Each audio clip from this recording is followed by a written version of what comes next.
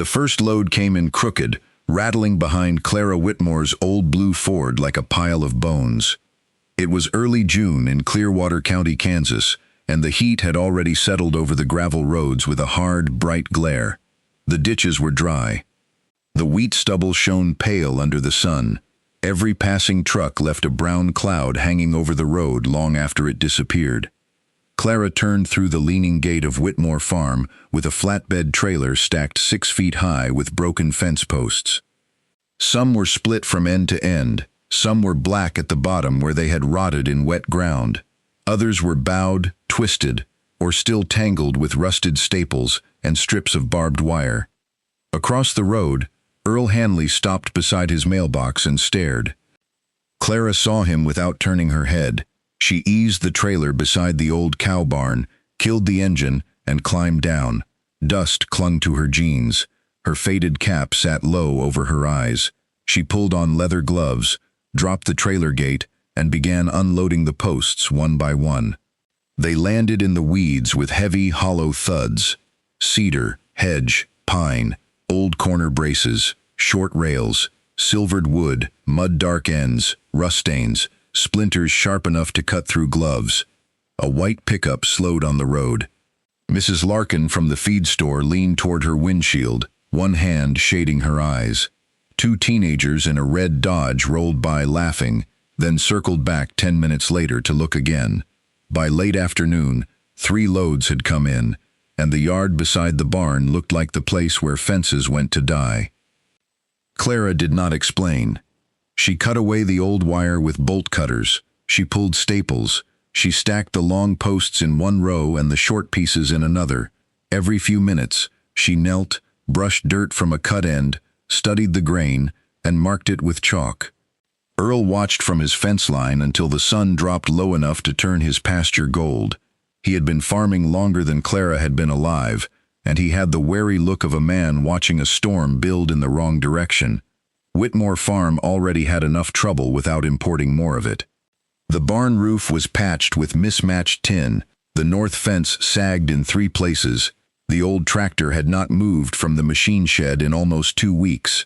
The hayfield had come up thin after a dry spring, and the bank had begun calling with a polite firmness that sounded worse than shouting. And now, with 96 acres slipping toward foreclosure, 18-year-old Clara Whitmore was filling the yard with 800 broken fence posts nobody else wanted. By sundown, the piles stood higher than the hood of her truck. From the road, they looked like junk. Clara stood beside them with sore arms, bleeding knuckles, and dust on her face. In her back pocket was a notebook she had taken from her father's desk. She pulled it out, checked the rows again, and wrote 3 numbers beneath the fading light.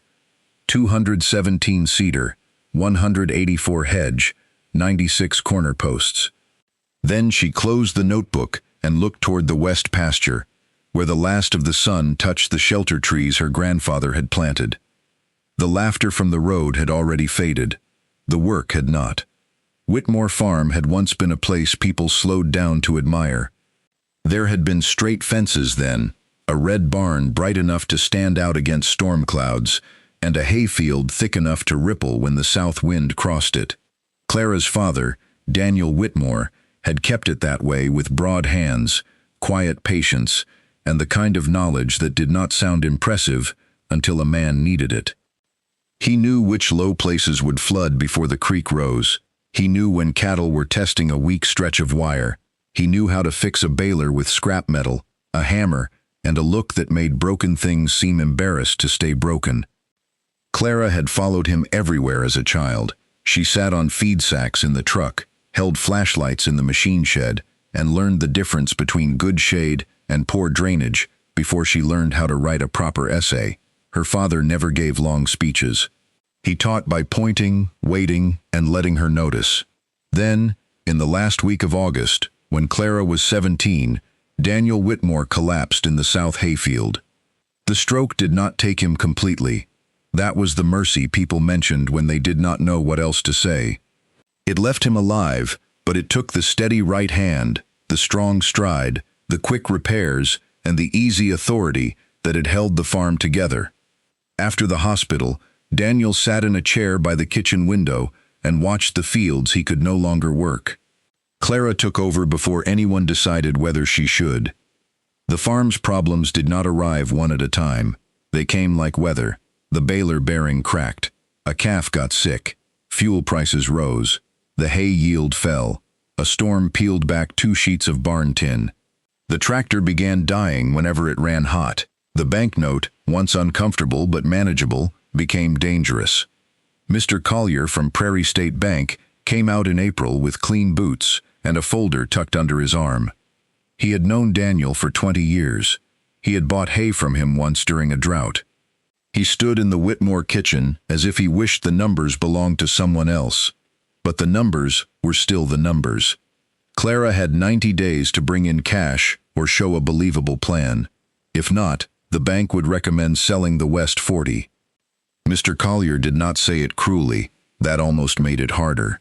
He kept his voice gentle, his papers squared, his eyes moving once toward Daniel by the window and then away again. The West 40 was not just acreage.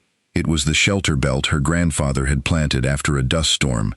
It was the place where Clara's mother's old garden had gone wild with sunflowers and black-eyed Susans. It was where Daniel had let Clara steer the truck between hay bales when she was too small to reach the pedals. Clara nodded while the banker talked. Arguing would not change the due date. That night, after her father had gone to bed, she opened every drawer in his old desk. Seed receipts, auction tickets, soil test results, rainfall records, cattle notes, repair sketches, newspaper clippings, and 3 notebooks tied with baling twine lay inside. Her grandfather's handwriting filled one. Daniel's filled the other 2. They were not diaries, they were farm memory. A page near the back of Daniel's second notebook stopped Clara for a long time. It listed prices from a job he had done 12 years earlier, tearing out old ranch fence near the Oklahoma line, cedar gate posts, hedge corner posts, weathered barn boards, old ranch gate. Beside each line was the amount someone had paid. At the bottom, in darker pencil, Daniel had written one sentence. A farm doesn't just grow crops. Sometimes it grows value out of what everyone else throws away. Clara touched the line with her thumb. She remembered that job. Not the work, but the delivery after it. Her father had taken her to a restaurant being built in Abilene, where 2 men in clean jeans paid him for an old ranch gate with rusted hinges and a split board. Clara had watched them carry it inside like treasure. On the drive home, she had asked why anyone would pay for something old and crooked. Daniel had kept his eyes on the road. Because some folks pay extra for what time already finished. At 9 years old, Clara had not understood. At 18, with a bank folder on the kitchen table and 90 days running down, she understood enough to make a phone call. The first fence posts came from a pasture being cleared for development. The owner only cared that someone hauled them off. The second batch came from a county auction lot that had failed to sell. The third came from a neighbor's abandoned back fence, where cedar and hedge had leaned for decades under grass, vines, and rusted wire. Free, if she could move them. So Clara moved them.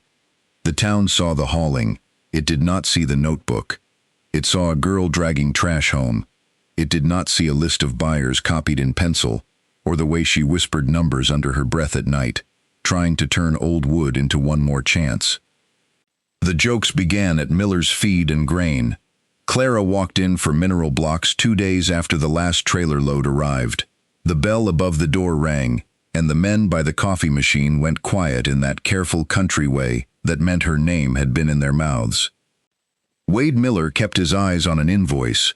Earl Hanley stood near the seed rack with both thumbs hooked in his belt. Mrs. Larkin, who ran the register in the mornings, gave Clara a look that was half pity and half worry. Nobody started with cruelty. That was not how people in Clearwater usually worked. They wrapped judgment in concern, then passed it around until it hardened. Earl said Daniel would have fixed the fence he had before hauling in somebody else's. Wade muttered that the bank probably did not take rotten cedar in place of cash. Mrs. Larkin told Clara she ought to be careful wearing herself out, because grief made young people do strange things. Clara set the mineral blocks on the counter and counted out the money. The part about grief stayed with her longest. She knew Mrs. Larkin meant well. The woman had brought casseroles after Daniel's stroke and still sent day-old biscuits home with Clara when she could. But kindness could still press down like a hand on the head. It could still remind Clara that everyone saw her as a girl, standing in a place meant for a man. Outside, she loaded the mineral blocks into the truck and sat behind the wheel a moment before starting the engine. Across the street, the diner windows flashed in the sun. Someone inside laughed, probably at something that had nothing to do with her. Clara heard it anyway. On the way home, she passed Earl's north pasture. A long gap in his fence had been patched with cattle panels and orange twine. Years earlier, Earl had borrowed money to switch half his acreage into a crop that failed 2 seasons in a row. He never talked about it, but Clara knew he had sold 40 acres to recover. Since then, he trusted old ways because new ideas had cost him land. That did not make his laughter easier to bear. It only made it less simple. Over the next week, Clara learned that the town's doubt had different faces. Earl doubted because he had once gambled wrong. Mrs. Larkin doubted because she had watched Daniel decline and could not imagine Clara carrying what he had carried. Wade doubted because small-town stores knew who paid late, who stretched credit, who bought less feed than their cattle needed. Mr. Collier doubted because banks were built to believe paper before people. None of them wanted to be villains. But all of them became weight. Clara carried that weight into the barn every morning. Under the long shadow of the roof, the piles of posts slowly changed shape. What had looked like a dump heap became rows, long cedar under the overhang. Hedge posts blocked off the ground on old pallets, heavy corners stacked near the door, short pieces sorted by length in feed tubs and broken mineral barrels. The work was meaner than it looked. Old barbed wire tore at her gloves. Rusted staples snapped instead of pulling clean. Mud hid nails. Hedge posts were so dense they felt like lifting iron. Cedar splintered if she rushed. More than once, a post she thought was solid crumbled at the base and left her standing in a puff of rotten dust. At first, her movements had the blunt rhythm of survival. Cut, pull, stack, mark, repeat. By the second week, the barn no longer looked like a place where junk had come to die. Pallets lined the north wall. A measuring tape hung from a nail. The notebook stayed open on a feed sack, its pages weighted with a wrench against the wind. Cedar stood in silver rows, their weathered faces turned outward like old men waiting to be recognized. The hedge posts, too heavy to move twice, lay in straight dark lines on blocks, their cut ends glowing orange when the light hit them. Clara began to see differences that would have been invisible to anyone driving by. Some scars weakened a post, others made it beautiful. A clean nail hole proved age. A deep split ruined structure, but made a short decorative piece worth saving. Weathered gray cedar photographed better than freshly sanded wood. Hedge looked plain from a distance, but carried weight and hardness no new softwood could fake. Mistakes taught faster than hope. A hidden staple ruined her best saw blade in a shower of sparks. 3 cedar posts lost their silver faces because she sanded too hard. A test coat of oil turned one piece dark and slick, wiping away the dry prairie look that had made it valuable in the first place. Each error went into the notebook. Scan harder, sand less, do not oil before photos, price hedge higher, show scale. Daniel watched from a chair near the barn door when the weather allowed.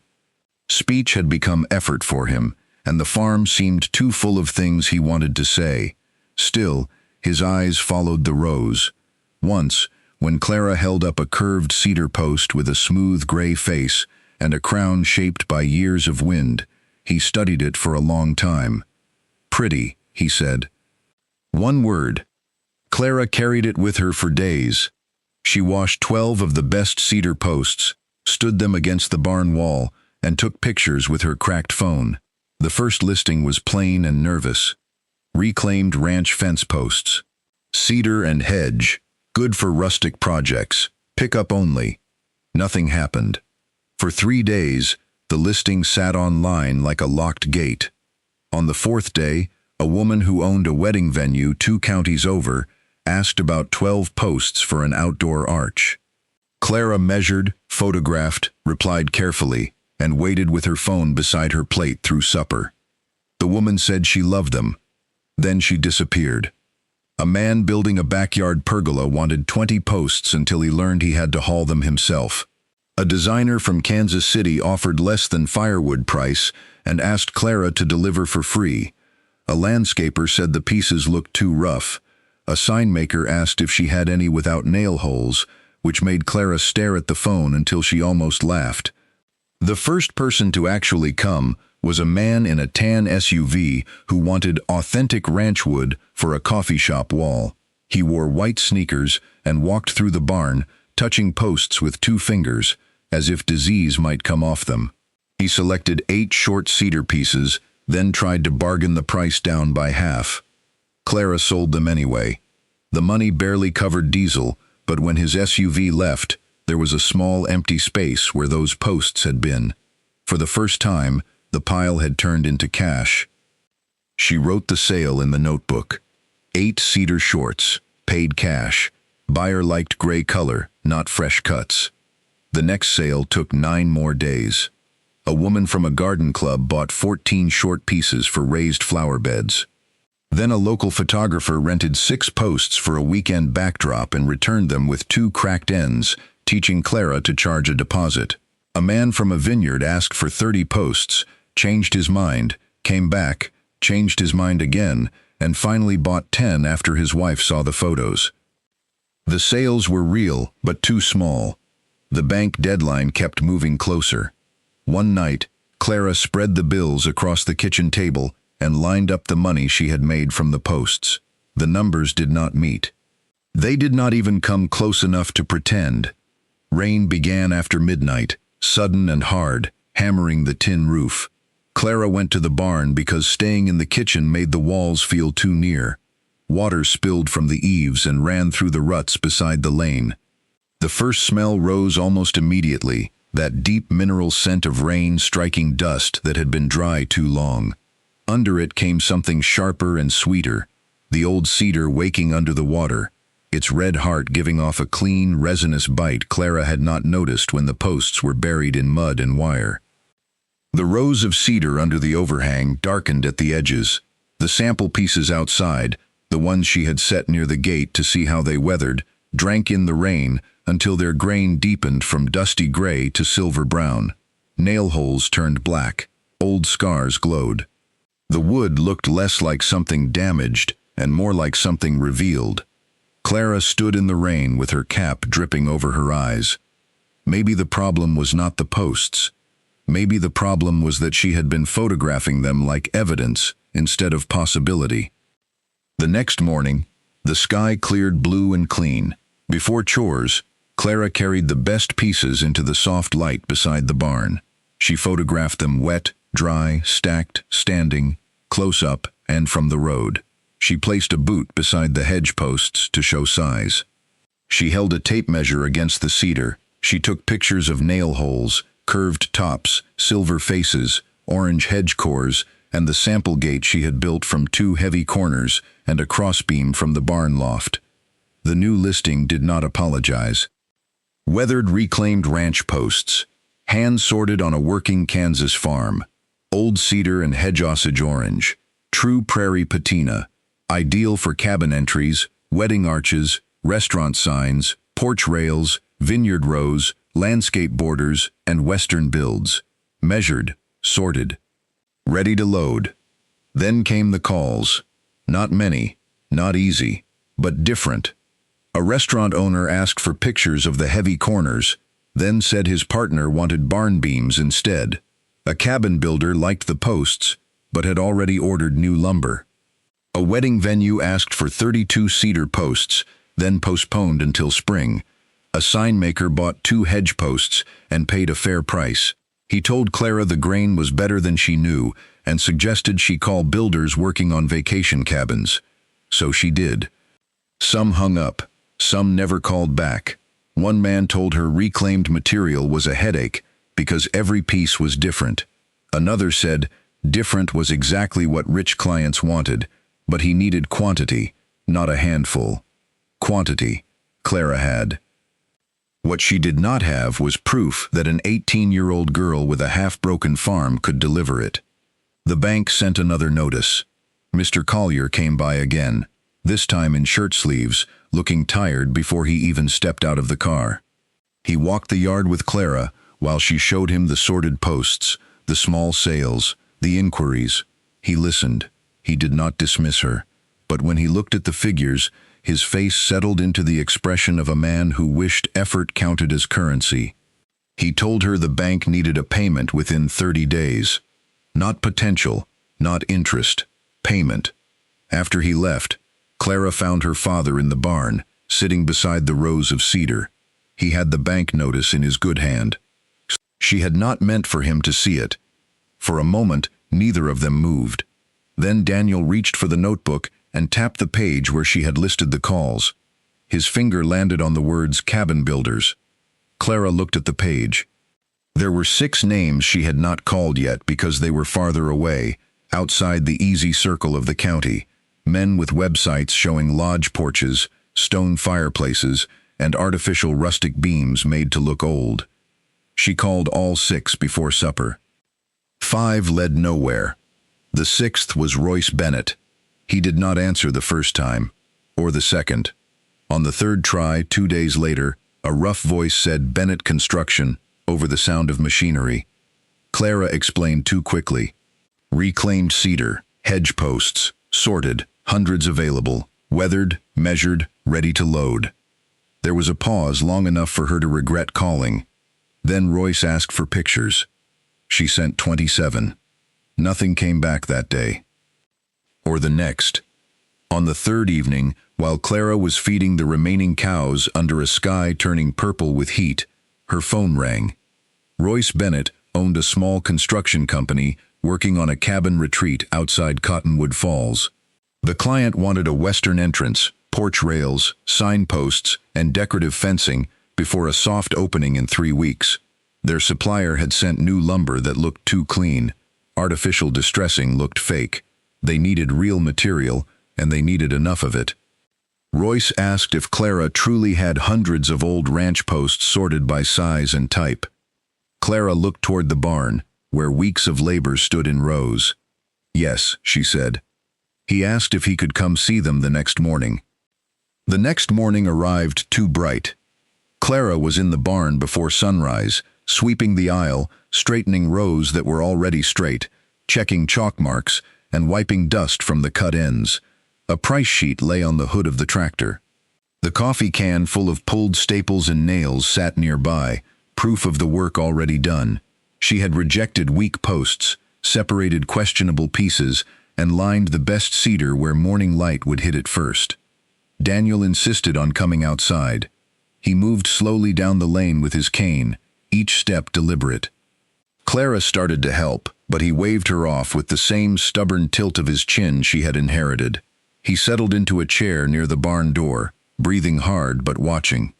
At 8:17, a white 3/4-ton truck turned through the gate with a long flatbed trailer behind it. Across the road, Earl Hanley appeared at his mailbox, though the mail had not come. A county road truck slowed near the ditch. Mrs. Larkin's pickup passed once, then again 15 minutes later in the opposite direction. Royce Bennett climbed out of the truck with a tape measure clipped to his belt. Another man followed with a clipboard. They wore work boots, dusty jeans, and the guarded faces of men who had driven too far to be polite about disappointment. Royce shook Clara's hand and walked straight to the cedar. He did not praise anything at first. He lifted posts, checked ends, pressed his thumb into weathered cracks, and rejected 2 within the first minute. Clara marked them down without flinching. He asked how many cedar over 7 feet. 217. How many hedge with solid cores? 184. Heavy corner posts. 96. Short pieces suitable for railing, edging, or decorative fencing. More than 300, sorted by length. The man with the clipboard looked up. Royce moved more slowly then. He ran his palm along a cedar face polished silver by decades of wind. He checked the orange heart of a hedge post and gave a low whistle. He stood 2 curved pieces side by side and asked his helper to take a picture. When he reached the sample gate near the lane, he stepped back far enough to see it whole. For the first time, his expression changed. "This is real," he said. The words did not sound dramatic. They sounded practical. That made them better. Clara gave him the price she had practiced saying without apology. Her voice held steady, though her pulse beat in her throat. Royce looked at the rose, did math on his phone, and spoke quietly with his helper. Across the road, Earl had stopped pretending to check the mailbox. Daniel sat very still by the barn door. Royce turned back. They would take 312 posts that day if she could help load. Clara looked at him, then at the rose, then down at her notebook, because the world had gone strangely bright around the edges. The loading took almost 3 hours. Cedar first, then hedge, then the heavy corners, lifted with grunts and careful footing. Clara climbed onto the trailer and helped stack. Sweat ran down her back. Dust stuck to her wrists. Royce's helper strapped each section tight. Vehicles slowed on the road, but the laughter that had once drifted across the fence did not return. By noon, the flatbed stood loaded with the same broken posts Clara had hauled home for free. Royce wrote the check on the hood of his truck. Clara read the amount once and did not trust herself. She read it again. It was not enough to make the farm safe forever. It would not fix the tractor, replace the roof, or erase the loan. But it was more than the hayfield had earned the year before. It was enough to make the bank wait, enough to buy feed, enough to turn doubt into something with a signature at the bottom. Daniel made a small sound from his chair. Clara looked back. His good hand covered his mouth. His eyes were wet. The white truck pulled out at 1:43, trailer heavy, straps humming in the wind. It rolled past Earl's pasture, past the road to Miller's feed, past every person who had watched the posts arrive as junk. Clara stood at the end of the lane until the dust settled. Behind her, the barn looked emptier. For the first time in months, empty looked like hope. The first truck did not save everything. People liked to tell it that way later, because clean stories were easier to repeat. But after Royce left, Clara still had a tractor that smoked on cold starts, a barn roof that leaked over the east stall, and a banknote large enough to wake her before dawn. One sale changed the direction of the farm, not the weight of it. Still, direction mattered. Royce called again 4 days later. The client liked the posts and wanted more for porch rails and a main entrance sign. The wedding venue woman who had vanished in June came back after seeing photos of the cabin project. This time, she paid a deposit. A restaurant owner bought 2 heavy corner posts for a highway sign. The sign maker returned for hedge. A vineyard bought the short pieces Clara had nearly thrown into the burn pile. The piles shrank in uneven steps. Money came in the same way. Some weeks were full of calls. Others went quiet enough to make Clara wonder if the whole thing had been a brief crack in the wall closing again. She learned to save during the good weeks and not panic too loudly during the empty ones. She learned to hold rare pieces instead of selling them too cheap. She learned that crooked cedar made better wedding arches than straight lumber, that hedge needed a story before it could command its price, and that a deposit was not rude when a person had already lost too much time to people who loved an idea until they had to pay for it. The town shifted slowly. At first, the jokes simply stopped. Silence filled the space where they had been. Then questions began appearing in casual clothes. Wade Miller asked whether Old Barn Tin had buyers too. Mrs. Larkin saved cardboard boxes for Clara's smaller cut pieces and left them by the feed store door without making a speech about it. Mr. Collier came back to the farm, walked through the barn, studied the receipt board, and looked longer than usual at the check copies clipped beside the notebook pages. He still sounded like a banker when he spoke, but this time, the bank would not force the sale of the West 40. Daniel was sitting by the barn door when Clara heard it. He turned his face toward the pasture, where the shelter trees stood dark in the afternoon light. His jaw tightened once. That was all. Earl Hanley came by near the end of August. His truck rolled slowly into the lane and stopped beside the sample gate. For a moment, he sat with the engine running, one hand on the wheel, looking at the rows under the barn roof. The old grin was not there. He climbed out stiffly and walked to the nearest cedar post. There was old fence in his back pasture. Not much, he muttered. Maybe cedar, maybe hedge. He had meant to clear it for years. Clara waited. The wind moved dust around his boots. Earl rubbed one thumb along the cracked leather of his belt, eyes fixed past the barn instead of on her.